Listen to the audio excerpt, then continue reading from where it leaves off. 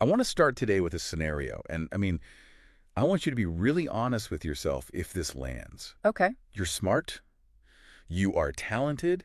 You've got the resume, the experience, the drive. You are throwing everything you have at your life, your job, your family, your side hustle. You are grinding. hmm And yet, you feel like you are failing. It's that really specific feeling, isn't it? That I should be able to handle this, but I'm drowning. Exactly. It feels like a defect. Like everyone else seems to be managing, so why am I cracking? And, usually when we hit that wall, our internal monologue just gets nasty. Oh, We yeah. tell ourselves we're lazy. We tell ourselves to toughen up. But today, we're doing a deep dive into a concept that suggests that toughening up might actually be the very thing that breaks you. We're talking about capacity.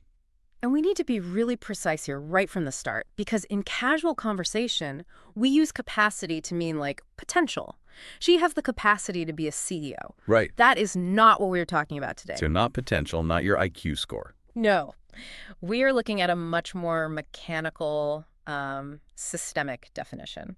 In this context, capacity is defined as the amount of experience a system can hold without breaking. Without breaking. Okay, that's the kicker right there. That is the whole ball game. Yeah. It is all about regulation. It's not about how much you can stuff into the box. It's about whether the box itself stays intact, structurally sound while it's under pressure. So our mission today is to completely disentangle this idea of capacity from all the things we usually confuse it with. We're going to look at why pushing through is often a trap, how to spot the signals that you're about to fracture, and the very counterintuitive way to actually expand your capacity. And a little spoiler alert, Yeah. it doesn't involve waking up at 4 a.m. to hustle harder. In fact, if you're doing that, you might actually be shrinking your capacity. Okay, so let's get into the not list, because I'm someone who, I'll admit, I pride myself on grit. I love that no pain, no gain mentality. Right. But the source material just comes in swinging. It says capacity is not talent. It is not intelligence. And this is the one that really triggered me. It is not willpower. I knew that one would get you. It feels like an attack. I mean, if I have enough willpower, shouldn't I be able to handle anything? Isn't that what being tough is? Okay, let's break that down. Think of a person, think of your system like a bridge. You can have a bridge designed by the greatest architect in history. It's your intelligence, your talent. It's a genius bridge. Sure. But that bridge has a load limit. Let's say it's rated for 10 tons. Okay. If you drive a 20-ton truck onto that bridge, it is going to collapse. Now, you can stand on the side of the river and scream, "Use your willpower," at the bridge. Right. You can yell, "But you're a genius bridge." It doesn't matter. The physics of the load exceeded the structural capacity of the system. So in that moment, the bridge didn't fail because it was stupid or lazy. It failed because the load was heavier than the structure could regulate. Willpower is great for, short bursts of effort, but it cannot change the physics of the bridge in real time. If you rely on willpower to carry that 20-ton load day after day, that's not strength, that's just negligence. Okay, but let me play devil's advocate here. Yeah. Because in the real world, in my job, in most people's jobs, we don't get to just say, sorry, I'm a 10-ton bridge. The boss says, here's a 20-ton truck, deliver it by Friday or you're fired. So we have to push through. We call that endurance. We do. So why is the source material creating this rivalry between capacity and endurance? This is maybe the most critical distinction we're going to make today. And I get it. Endurance is celebrated. We give medals for it. But mechanically, they are very different states. Endurance is the act of pushing through. It's ignoring your body's signals to survive a threat or meet a deadline. It runs on reserves. Right, it's running on fumes. Exactly. And that is useful. If a bear is chasing you, I want you to have high endurance. I want you to ignore your fatigue and just run. But capacity. Capacity includes recovery. True capacity allows for the pause. Wait, so if I'm never pausing, if I'm just constantly going, I don't have high capacity. Correct. You just have high endurance. And endurance is a finite resource. If you are white-knuckling it through life, never stopping, never recovering, you're essentially propping up that bridge with emergency scaffolding.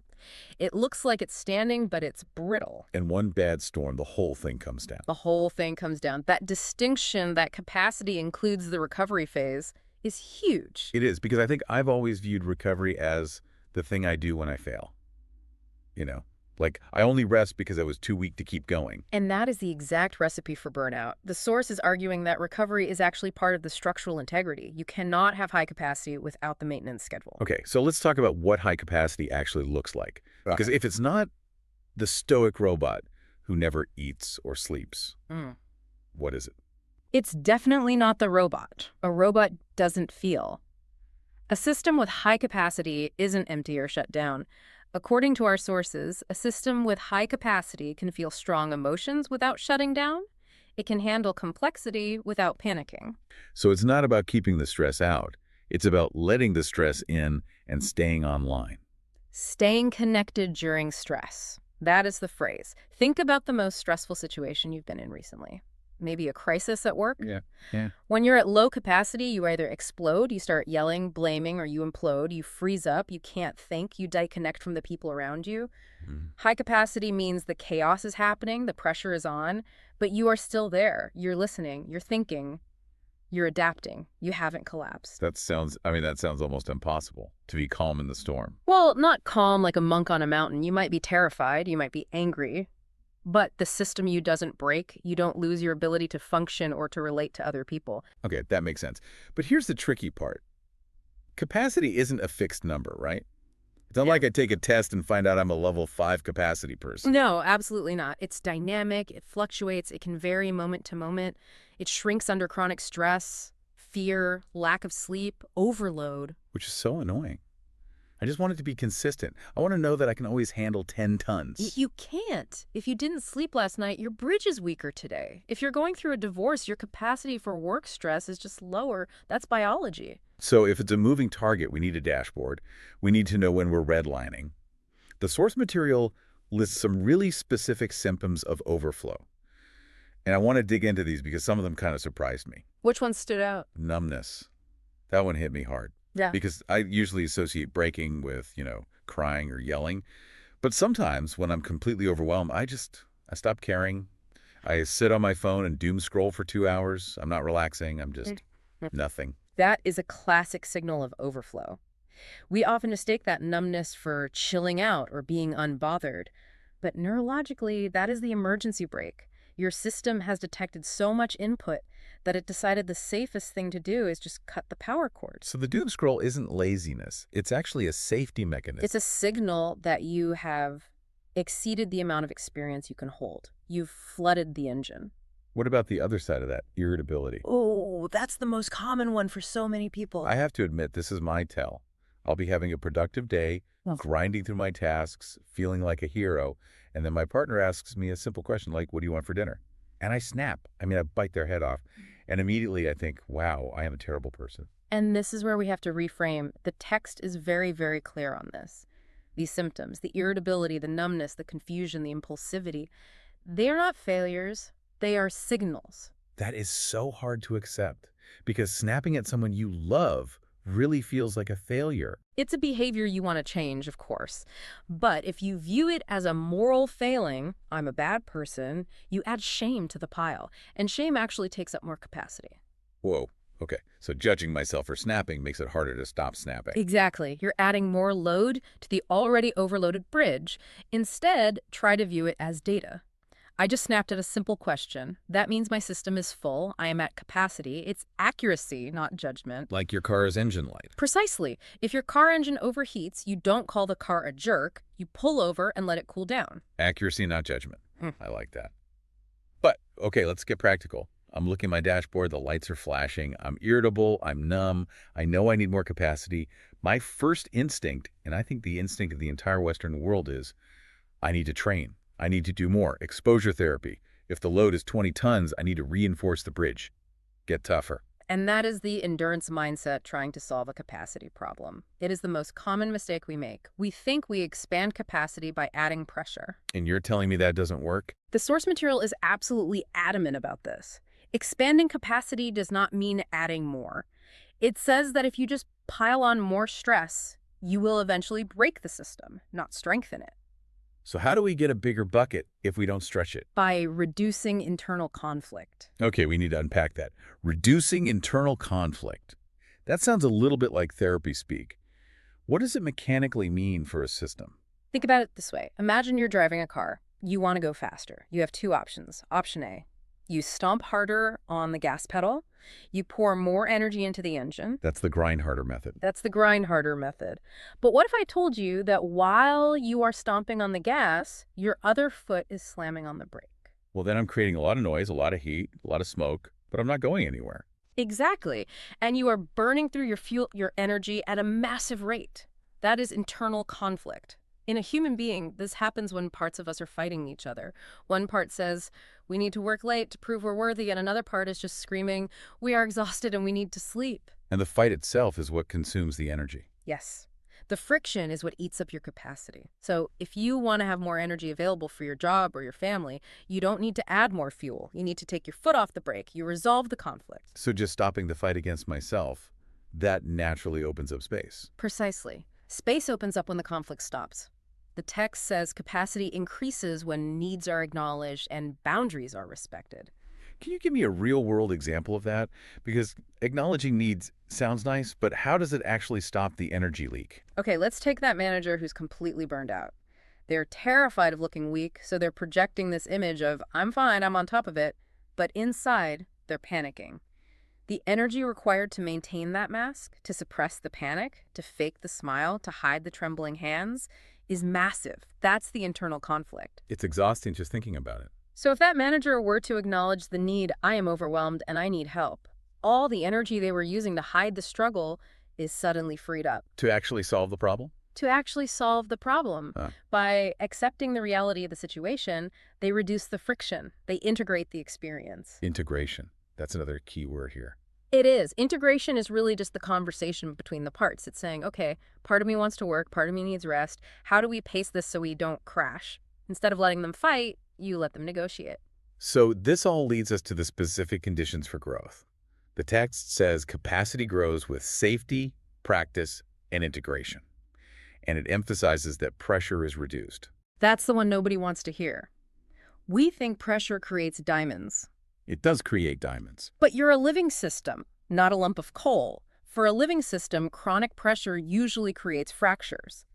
To expand your capacity, you need to feel safe enough to process what's happening. If you're constantly in threat mode, fight or flight, your capacity actually shrinks. Your brain diverts all its resources to survival, not to growth.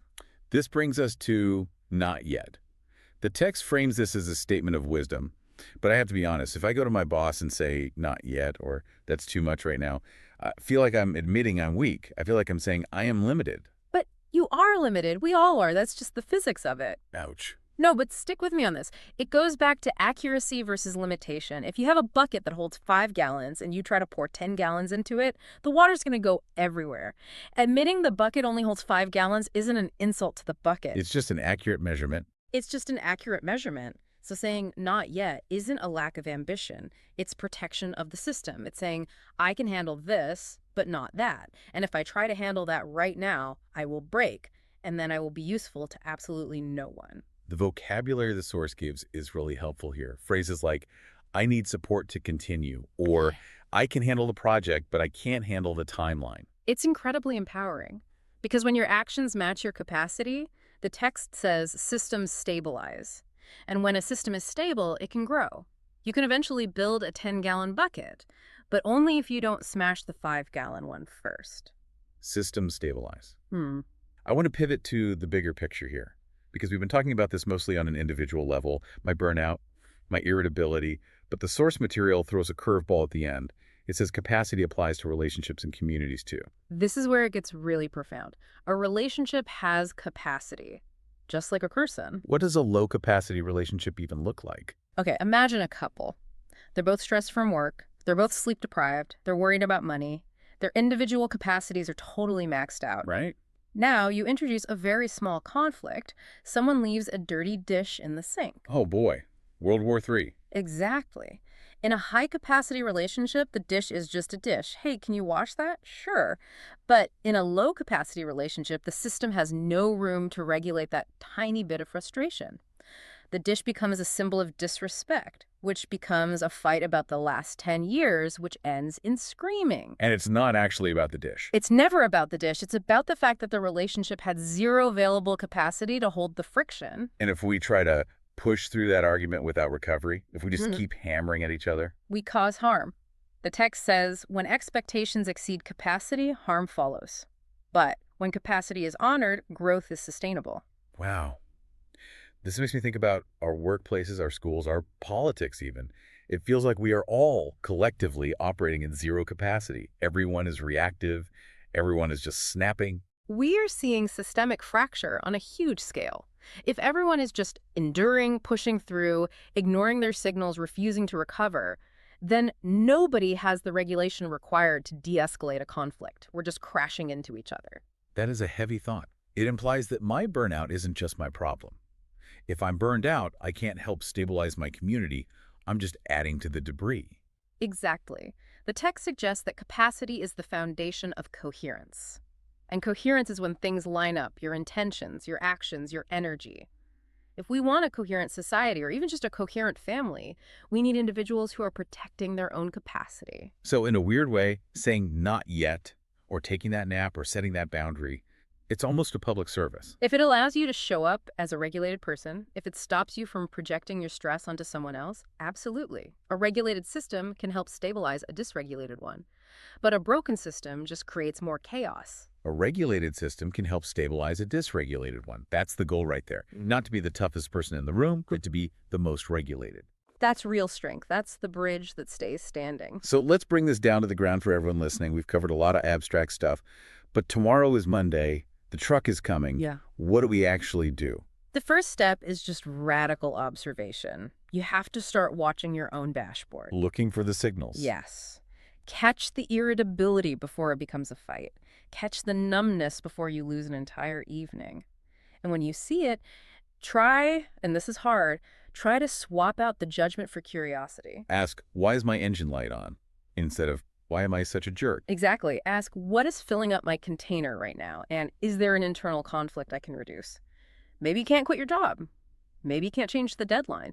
But can you stop beating yourself up about it? Can you drop the mask of perfection? That alone might free up enough energy to get you through the week. And use the vocabulary. Not yet. I need support. Don't be afraid to be accurate about where you're at. It's funny, we started this whole deep dive talking about the feeling of failing. And I think what we've uncovered is that the feeling isn't a sign that you are broken. It's a sign that the system is working perfectly. It's just telling you the truth about the load. It's just physics, and physics doesn't really care about your ego. It just wants to keep the bridge standing. Well, on that note, I think I'm going to go do a little maintenance on my own bridge, maybe take a walk, maybe just stare out the window for 10 minutes without my phone. That sounds like a capacity building exercise to me. Thank you all for listening to this deep dive on capacity. We really hope it gave you permission to stop pushing through and maybe start tuning in. Take care of your container. We'll see you next time.